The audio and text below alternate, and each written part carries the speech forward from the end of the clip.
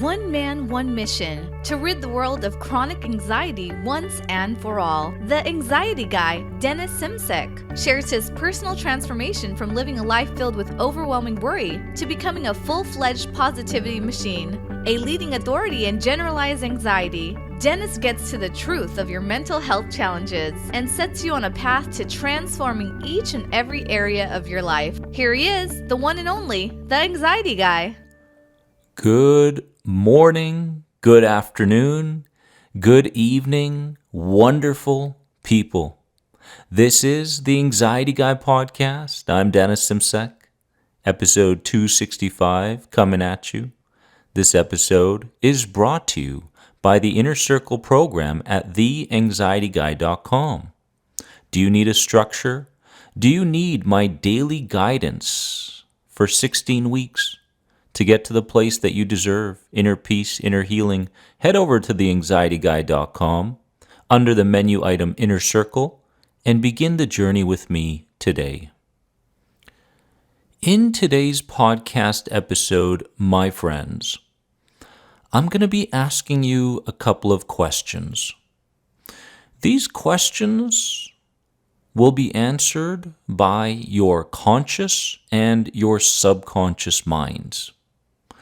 Why is it important to understand the different answers coming from within you? Well, most anxiety sufferers focus on situations and symptoms. Why? Because it's a defense mechanism. It's a lie coming from within that holds you back from looking deeper into the root causes of your symptoms and these situations. If you continue to see your anxiety as situational, you may never heal it. But only do your best to manage the feelings from one situation to the next. I've been in this perpetual loop. Now, let's understand the two different minds, because honestly, my healing supercharged when I truly understood what was taking place within me and who was running the ship. The conscious mind is the seat of your short-term memory. It comes up with all the cool rationales to justify what you're doing that have nothing to do with reality. This conscious mind also houses your critical factor. This is an important point to understand as an anxiety sufferer, because the critical factor is the security guard in charge of maintaining the beliefs that you adopted from when you were a child. So this critical factor is standing guard, just like a bouncer at a nightclub, and only letting in what has been familiar, what has been consistent. And here somebody comes with a different idea, an idea that they want to change their life for the better and be more positive and experience inner peace and heal their addiction to suffering. The bouncer goes, "No, that's too different. We cannot allow this to come in." And so we have to understand that in order for us to heal, this critical factor needs to step out of the way so that we can communicate with the subconscious mind directly. And we do that through altered state work, which you are learning through my latest book, F Coping, Start Healing, on Amazon. We talk about reframing. We talk about negativity clearing. Now, the subconscious mind is the seat of your long-term memory. It's highly emotional. It's your imagination, and I like to refer to it as the inner child, since this mind has the cognitive capacity of a 9-year-old child. What does this mean? If you are not aware in your life, if you are not mindful, you are allowing a child to dictate what you do, your decisions, your behaviors. And you don't want this child to run your life because it shows that you haven't upgraded your belief systems from when you were a child. You're an adult, your age is growing, but the mental and emotional maturity may not be. And so we come to a place where we need to begin upgrading our belief systems because the addiction to suffering is a very real thing. And many times it becomes normal to us, while inner peace seems to be this fleeting idea that we visit for a very short period of time in the day. But we never truly believe that we are worthy of it or we can maintain it. Therefore, we consciously and unconsciously revert to the addiction to suffering because it's so familiar. I've been there. Isn't this a journey? It's such a journey. You've never truly understood yourself. You don't even know who you are until you've began listening to this podcast. And now you understand the difference between your artificial version, the one that society wants you to be like, and your natural version. Oh my goodness. What an awakening. So here's what I want you to do today. I want you to ask yourself these questions twice. And I want you to notice the difference between your conscious answer, the one you're aware of, and the one connected to a deeper inner feeling coming from the inner child. So there's the conscious mind that says, oh, this is the answer. And then there's a deeper feeling. That feeling is the block. That feeling is the belief connected to the inner child.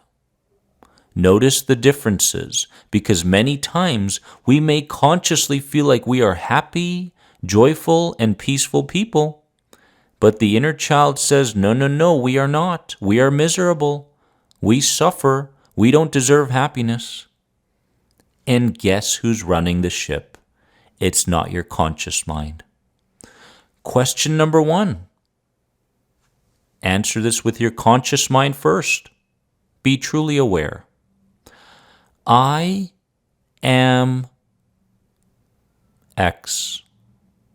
Consciously, who are you?